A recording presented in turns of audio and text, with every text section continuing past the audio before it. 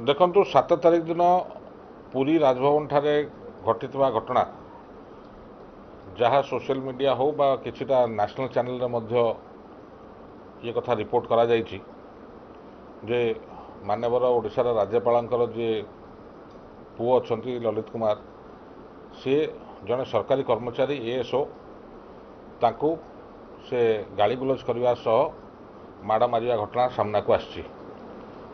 एवं अत्यंत दुखदायक घटना कि जड़े सरकारी कर्मचारी को राज्य जो सर्वोच्च पाह्यारे जे प्रथम नागरिक राज्यर राज्यपाल पुओ एभली आचरण करेंगे गोटे सरकारी अफिसर को अत्यंत निंदनीय और दुखदायक। ये कथा होशार माननीय मुख्यमंत्री होउचंती जीए विभाग मुख्यमंत्री एवं गृह विभाग मंत्री एवं से खुद मुख्यमंत्री निजे एवं निर्वाचन ठू आरंभ कर निर्वाचन पर्यंत बहुत कथा न्याय कथा कही आछंती साधारण लोक कथा बुझे बोली कही आछंती। मोर आपण जरिया माननीय मुख्यमंत्री को निवेदन हम जेहेतु से गृह और जीए डिपार्टमेंटर मंत्री कि तांकर अधीनस्थ जन कर्मचारी राज्य सरकार कर्मचारी एएसओ असिस्टेंट सेक्शन ऑफिसर से कार्यरत थिले माननीय जिला राज्यपाल पुरी भवन रे एवं ताकू डाकी जो भाव में तांका पुओ असल्ट करछंती से संक्रांत रे से पुरी थाना रे एतला दैछंती मानवाधिकार कमिशन मध्य तांका पक्षरु याचिका दायर कराई सी भी ताकू ग्रहण करी ता रिसीप्टा मध्य दैछंती 7 तारिख रु आज होगला 13 तारिख ना ये संक्रांत एफआईआर देला परे पुलिस कौन पचरा उचरा कर ना से संक्रांत जा धारावाहिक कार्यक्रम हवा कथा विधिवत कार्यक्रम हवा कथा पुलिस तरफ सेटा मध्य करा जाय नाही। या पछरे कारण कौन एवं रहस्य कौन जो कथा आपण मत टिके आगु पचारे ब्राह्मण पुओ माकड़ माइले दोष नाई जदि राज्यपाल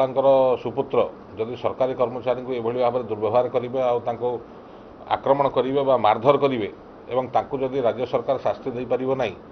जो कथा कहुच्छे ओडिशार जनसाधारण को न्याय दिज्व एटा केदूर शाणित हम और केदूर या लोक विश्वास करेंगे सरकारी कर्मचारी सरकार को विश्वास करेंगे एक प्रश्नवाची। विभिन्न समय आम राजनीतिक दल मैंने आम कर्मकर्ता माने ब्लॉक स्तर तो हो कि तहसिल हो कि जिला स्तर में अनेक समय सरकारी ऑफिसर सांगे तेरीमेरी होता है किंतु दृष्टांतमूलक भाव में जेबे भी एभली घटना घटी चाहे जिलापाल हूँ चाहे एसपी हूँ तत्कालीन मुख्यमंत्री हूँ सबुबले विहित कार्यानुष्ठान ग्रहण करा अद्यावधि सरकार ये घटनावली उपर चुप कहीं एक सन्देह सृष्टि करुच्ची सरकार का आचरण पर एक प्रश्नवाची सृष्टि करुच्ची। तेणुकर मुझे आप जरिया माननीय मुख्यमंत्री को निवेदन करी कि ये छोटिया कथा नुहे छोट कर्मचारी हो पारती किंतु कथाटे छोटिया नुहे तेणु ये जिनस को आखि आगे रखी कर्तृपक्ष बा पुरी एसपी को से हिसाब से निर्देश देवा दरकार डीजीपी ओडिशा निर्देश देवा दरकार ये विषय में जहाँ कार्यानुष्ठान ग्रहण करा कथा ताकू ओडिशार जनसाधारण अपेक्षा करछंती कि कौन राज्य सरकार या उपरे विहित पदक्षेप नौछंती।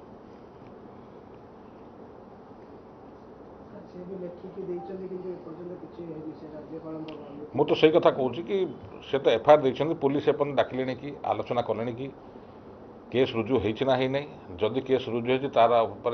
कार्यानुष्ठान कौन ग्रहण कराई क्या राज्य सरकार कहते साधारण लोक न्याय देवे माननीय मुख्यमंत्री प्रकोष्ठ खोलते साधारण लोकंर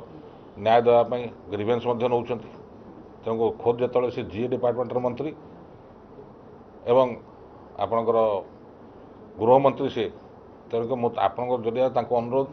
कि पुलिस महानिर्देशक जी अच्छा आपण पुरी एसपी जी अच्छा डायरेक्शन दिंतु ये विषय कौन कार्यानुष्ठान ग्रहण कले सेटा गणमाध्यम माध्यम ओडिशा जनसाधारण को जनातु। खबर भिड़ भितर अलड़ा होउछि कि आपणकर खबर शुणुनी प्रशासन शुणु नाहंती नेता मंत्री जंत्री की तंत्री ब्रेकिंग न्यूज भिडर बाहरी आमे आसुछु आपणक स्वर हो आमे देखाइबु आपणक खबर खबर आपणक फोन पर्दारे गोटिए क्लिक रे गाँव सहर सबु खबर आज ही दैनिक आशा ऐप को डाउनलोड करी सब्सक्राइब लाइक एवं शेयर करंतु।